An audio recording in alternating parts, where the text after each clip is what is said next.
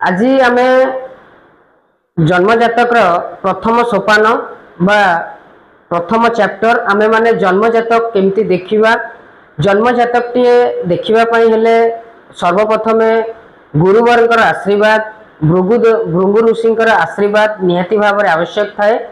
सर्वप्रथम आमे भृगु ऋषि को प्रणाम जणाइबा, तापरे आमर गुरुदेव को पूज्य गुरुदेव को प्रणाम जणाई आमे प्रथम सोपान आरंभ करिबा।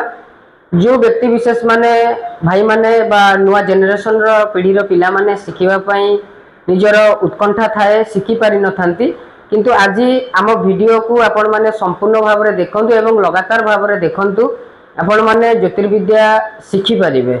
ज्योतिर्विद्या एक बहुत बड़ साइंस आज्ञा, जो साइंस माध्यम रे आमे मनुष्यर आगत भविष्यत एवं वर्तमान तीनोटी जाक प्रेडिक्शन करि परिबा। कौन सुख रही कौन दुख रही सबु किछि आमे माने जानि परिबा। ताहले आसंतु आमे माने आज आरंभ करिबा। तो सर्वप्रथम आपण माने देखि पारुथिबे हमर जन्म कुंडली टी रखा जाईछि। जन्म कुंडली रे प्रथम हमकु देखिबा पहिले मनुष्यर जन्म जातक एवं मनुष्यर डेट ऑफ बर्थ निहाती भाव में काम्य थाए।